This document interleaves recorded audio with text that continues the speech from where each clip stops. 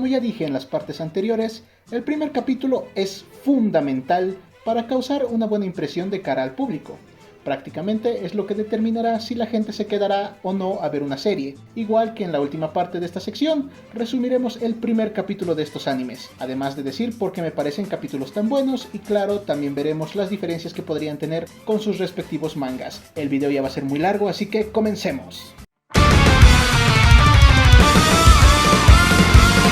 No sé ustedes, pero yo ya llevo un buen tiempo viendo anime, y en ese tiempo me he cruzado con Spokons de todo tipo, desde los más legendarios como Captain Tsubasa y Slam Dunk, hasta los más modernos como Haikyuu, y la verdad, no soy un gran fanático del género.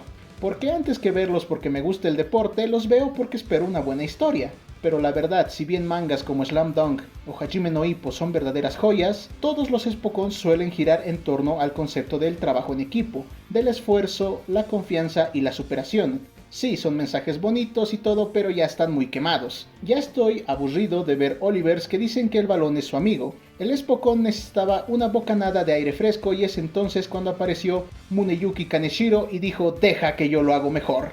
Tomando el concepto totalmente opuesto al típico, se centró en el egoísmo para desarrollar su historia. Y ya, ese simple hecho hace que Blue Lock destaque sobre los demás. Y junto a esto, su primer capítulo es una pieza clave para dejar claro cómo funcionará esta historia en cuestión.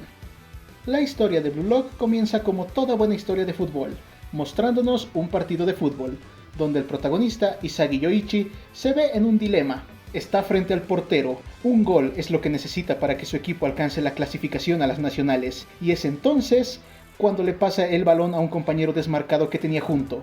Un gol más que seguro, pero no. Su compañero falla el tiro, lo que provoca una contra del equipo rival, que termina en gol, lo que los deja eliminados. Esto causa que el protagonista se lamente. Obviamente tenía la clasificación en sus pies. Tan solo si hubiera disparado, tan solo si él hubiera hecho el gol, tal vez ahora la historia sería diferente. Y en lo personal esta secuencia me encanta, pues ya comienza a dejarnos claro de qué irá el asunto. En los animes de fútbol normales, esto terminaría en un momento emotivo donde se valora el esfuerzo de todos en el equipo, y aquí todos los compañeros de Isagi lloran por su derrota. Su entrenador se echa tremendo discurso frente a ellos, intentando decirles que al menos se esforzaron en equipo, e Isagi solo está ahí, consciente de lo que en verdad ocurrió. Su equipo no es nada, solo son un equipo mediocre que se quedó a medio camino, comenzando ya a ridiculizar los momentos similares que se ven en los Spokons comunes. La cosa sigue cuando el prota recibe una carta de la Federación de Fútbol Japonesa, diciendo que lo seleccionaron para un proyecto especial, dándole una dirección, donde se encuentra con Kira, el chico que le marcó el gol que los eliminó, con quien parece llevarse bien. Juntos entran al lugar dándose cuenta de que no son los únicos. 300 personas fueron seleccionadas para este proyecto y todos tienen en común que son delanteros. Es ahí cuando entra el personaje más épico de la serie, Jinpachi Ego, quien destruye por completo el concepto que todos tenemos del fútbol, reduciéndolo a un concepto más simple. Todos los animes de este deporte se centran, como dije antes, en el trabajo en equipo, el esfuerzo grupal y la confianza. Pero Ego nos devuelve a la realidad, diciéndonos que el fútbol consiste en marcar más goles que el rival, que para el fútbol lo más importante es el egoísmo, y en este proyecto quiere crear al mejor delantero del mundo, sacrificando a los otros 299, creando así un monstruo del fútbol, el más hábil, el mejor, el más egoísta de todos. Por primera vez en su vida el prota ve el fútbol de manera diferente, e inspirado por sus memorias y el discurso de Ego, quien asegura que es el encargado de hacer que Japón gane el mundial, en una escena épica mientras las puertas se abren, Isagi es el primero de todos en correr, listo para dejar todo atrás con tal de convertirse en el mejor del mundo. Ay, me emocioné un poco. Tenemos una elipsis que nos muestra al prota entrar a la habitación Z dentro del Blue Lock.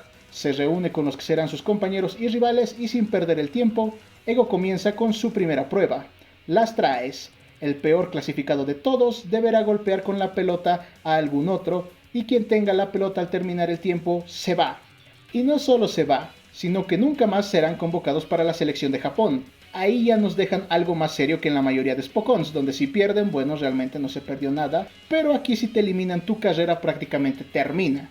El prota, junto con la ayuda de Bachira, se las arregla para sobrevivir, a la vez que Ego nos dice a nosotros que es posible crear leyendas en todas las posiciones. defensas de primer nivel, mediocampistas que controlen el campo, porteros imbatibles, pero un delantero de primer nivel solo aparecerá en el momento más crítico del fútbol. Con esas palabras, el prota dispara, eliminando a Kira, eliminando al más fuerte de todos, y quien parecía que sería un personaje importante. Es ahí cuando termina el primer capítulo, con Isagi entendiendo por un momento lo que significa ser un verdadero egoísta. Pasando con las diferencias, el anime adapta el primer capítulo del manga y parte del capítulo 2. De entrada comenzamos con una diferencia muy importante, el concepto del delantero, que aparece cuando el fútbol lo necesita. Se nos presenta de inicio con un par de paneles donde vemos la Copa del Mundo y a Noel Noah, el jugador al que el prota admira. Seguido de esto, el anime inicia con el partido que el prota pierde, mientras que el manga comienza con la exposición de Anri, que en el anime recién aparece en el capítulo 2, dejándonos aún más claro la importancia de Anri, pues es ella quien se encarga de que Blue Lock funcione y quien consigue que se apruebe el proyecto.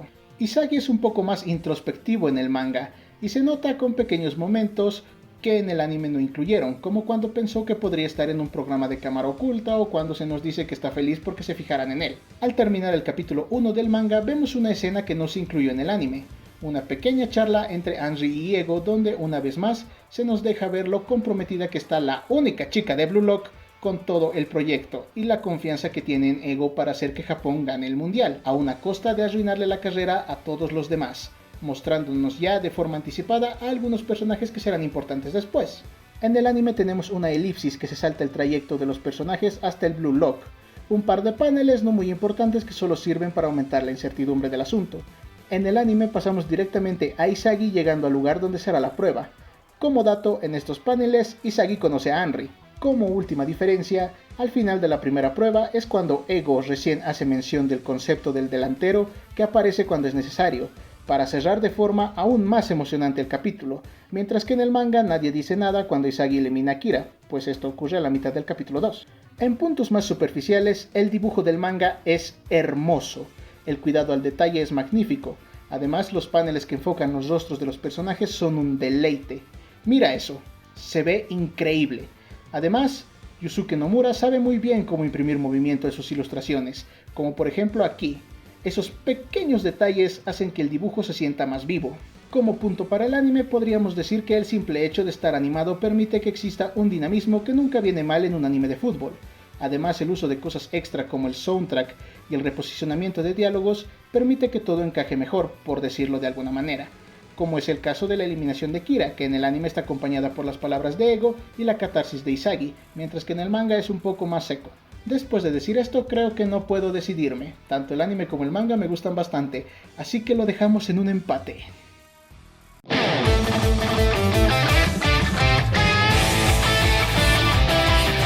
Animes de zombies. Existen más de los que yo pensaba, y la gran mayoría, por no decir todos, menos los que no se toman en serio a sí mismos, mantienen su trama en lo usual, supervivencia, y los límites a los que puede llegar una persona, y claro, muerte. Pero este anime tiene un enfoque un poco diferente. Si bien la supervivencia es importante, esta pasa a ser algo secundario, pues el enfoque principal de Som 100 es la libertad.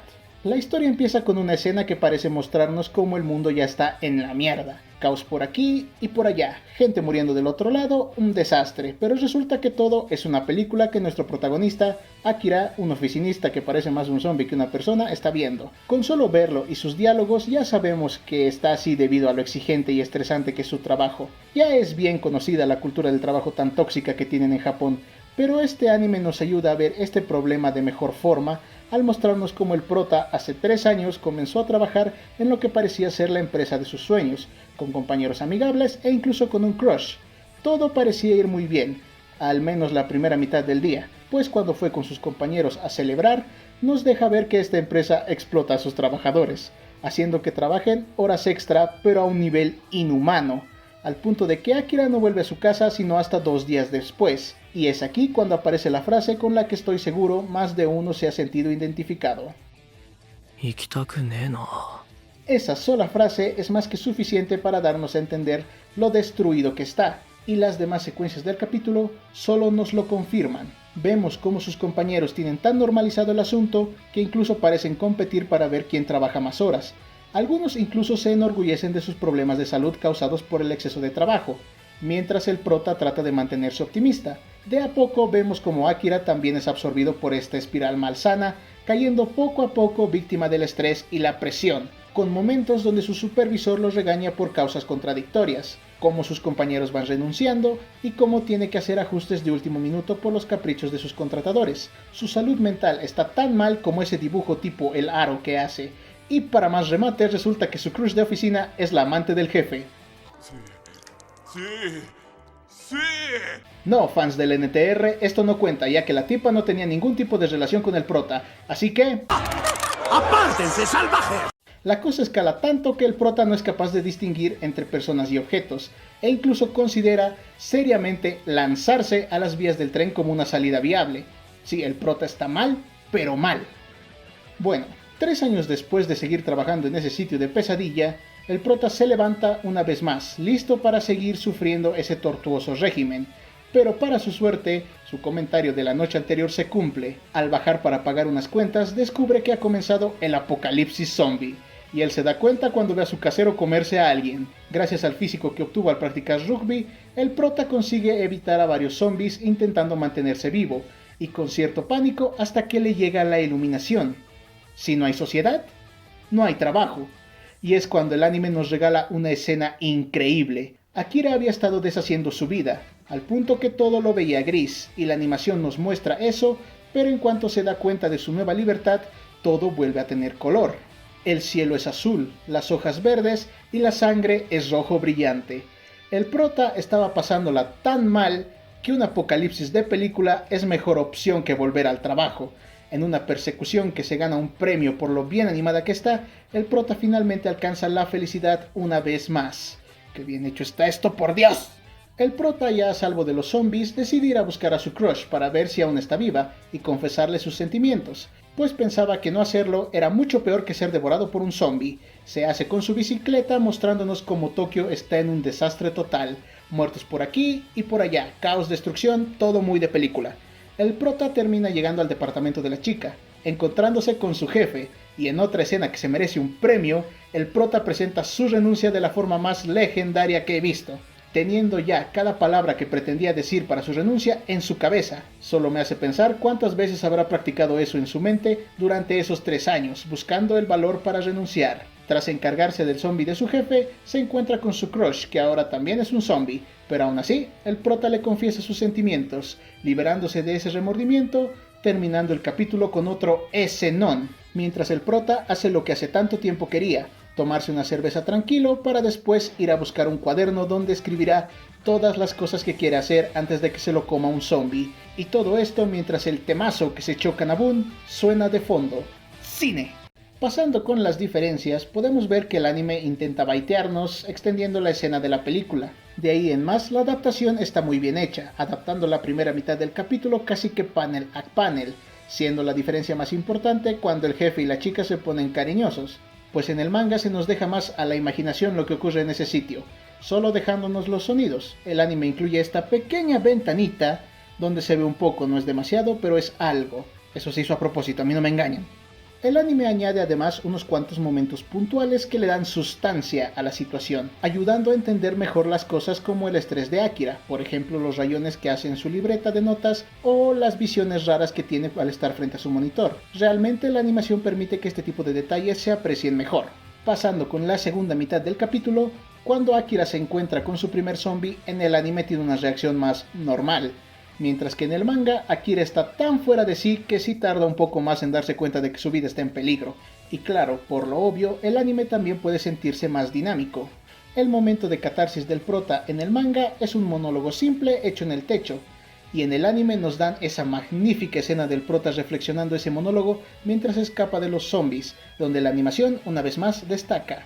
Una diferencia más o menos importante es que en este capítulo se nos presenta a la pareja que nosotros recién conoceríamos en el capítulo 2 en el anime. En el anime podemos ver durante el viaje Japón hecho todo un desastre, mientras que en el manga hay una elipsis. De ahí en más el anime es bastante similar al manga, excepto por la escena final. Al final del capítulo, en el anime el prota está fuera de una tienda tomando unas cervezas reflexionando sobre su nueva libertad, comenzando con su cuaderno de las 100 cosas. En el manga es un poco más seco, pues las palabras reflexivas son en sí las mismas, pero cierra con este panel del prota escapando de una horda, manteniendo una gran emoción en su rostro.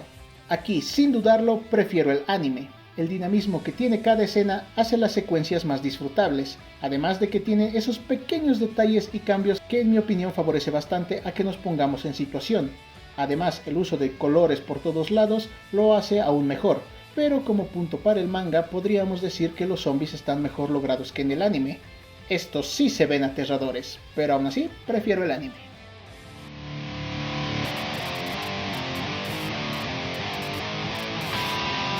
Por aquella época en la que los animes de pelea necesitaban un aire fresco, algo que llamara la atención en un momento en el que Shingeki no Kyojin y Tokyo Ghoul dominaban, cuando necesitábamos acción, humor y un toque de existencialismo, llegó One y dijo: ¡Ja! ¡Boom, baby! La historia de Saitama llegó en el momento justo y acompañado con un gran opening era obvio que sería un boom. La historia comienza con un ataque de una criatura que se hace llamar Vaccine Man, el cual destruye una ciudad por completo, causando caos en cosa de segundos. Seguido de esto tenemos una presentación muy pero muy superficial de la asociación de héroes que al parecer se encargan de este tipo de asuntos. Al causar tanta destrucción, la noticia llega a los oídos de nuestro protagonista, quien con algo de fastidio se levanta y va a encargarse del problema. Cuando el monstruo está a punto de matar a una niña es cuando Saitama, nuestro calvo favorito, llega y la salva, presentándose como un héroe por diversión. La criatura al ver su actitud tan despreocupada se enfada y suelta el típico discurso de villano contando sus razones, y cuando parece que la cosa va a ponerse seria, cuando parecía que sería el inicio de una pelea brutal, entendemos por qué esto se llama One Punch Man.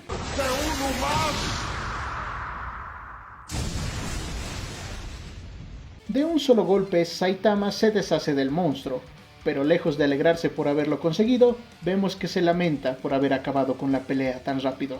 Pasamos a un flashback donde vemos los inicios del héroe, quien tenía una vida bastante común para un desempleado, pero por razones de la vida y el guión, decide ayudar a un niño, poniendo en peligro su vida en una pelea contra este villano cangrejo, recordándonos el sueño que tenía de pequeño de convertirse en un superhéroe. Tras hacerse con la victoria, regresamos al presente donde vemos que recordó todo esto porque vio un paquete de cangrejos en el súper. Es ahí cuando el mismo Saitama nos cuenta la razón de su calvicie, que se supone es por el exceso de entrenamiento, y que a pesar de al fin haberse convertido en el héroe que tanto soñaba, su existencia se siente sin vida y vacía. Es ahí cuando aparece un nuevo villano, un gigante capaz de arrasar ciudades en cosa de segundos, resultado del experimento de dos hermanos, pero no duran demasiado porque Saitama los despacha en cosa de un golpe, dejándonos claro una vez más que tener una fuerza absoluta hace que todo sea monótono y aburrido. La siguiente escena es simplemente God.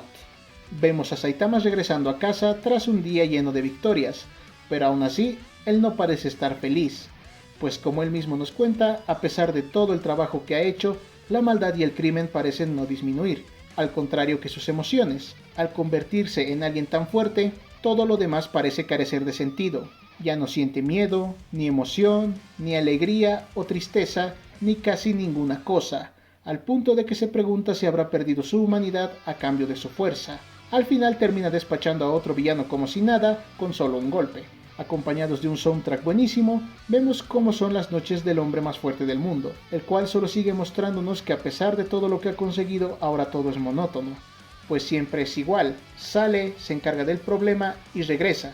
El capítulo cierra con una secuencia increíble, cuando unas criaturas que se hacen llamar los subterráneos atacan la superficie, afirmando que destruyeron ya al 70% de la humanidad. Saitama, una vez más, durante la pelea, vuelve a sentir esa emoción, esa adrenalina que pensaba que ya no existía, al pelear contra enemigos tan fuertes que resisten sus golpes, comenzando una pelea epiquísima en la que acaba con todos proclamándose como quien protegerá a la humanidad, para acabar encarándose con el rey de estos seres, y es ahí cuando despierta. Sí, todo fue un sueño, y para más remate cuando estos enemigos aparecen, en la realidad resulta que son basura, así que todo cierra una vez más con Saitama diciéndonos que es demasiado fuerte. Comenzando con las diferencias, la introducción es igual para manga y anime. Monstruo, destrucción, ya entienden. El anime tiene una escena de la asociación de superhéroes que no está en el manga, donde únicamente se nos muestra directamente a Saitama viendo la televisión. La pelea entre Saitama y el cangrejo es un poco más larga por razones de animación.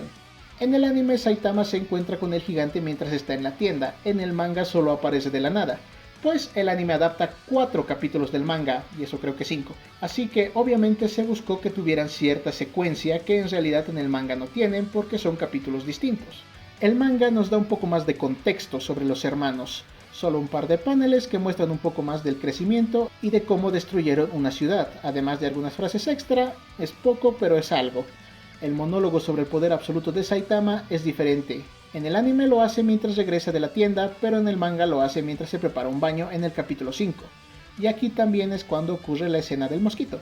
En el anime se hace más hincapié en la monotonía que vive Saitama, con escenas como cuando regresa a casa y solo está ahí pasando el rato.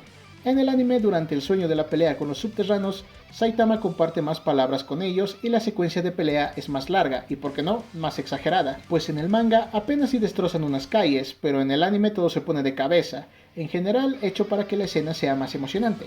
El manga de Murata adaptó tal cual el webcómic de One, así que las diferencias que ya señalé son las mismas que podemos encontrar en el webcómic. La diferencia adicional obvia es que, bueno, el manga lo dibuja Murata y el webcómic lo hace One. No hay más que decir. En lo personal, para este primer capítulo prefiero por mucho el anime. El hecho de juntar 5 capítulos y hacerlo bastante bien me agradó bastante, pues ayuda a dejar más claras las capacidades de Saitama y cómo, a pesar de haber detenido todo tipo de amenazas, para él ya nada es emocionante. Además, la escena de Saitama mientras regresa a casa es simplemente God, y el soundtrack le ayuda bastante. Claramente, en cuanto a dibujo, el manga se lleva el premio, pero aún así, al menos en este primer capítulo, el anime me gusta más. Y eso es todo en esta ocasión. Si llegaste hasta aquí es porque el video te gustó, así que agradecería que le des me gusta, lo compartieras y por qué no suscríbete si es que quieres ver más videos así. Date una vuelta por el canal para ver más material de este tipo. Comenta egoísta, tal como aparece en pantalla ahora mismo, sí, tal cual si llegaste hasta aquí. Y nos vemos hasta la próxima.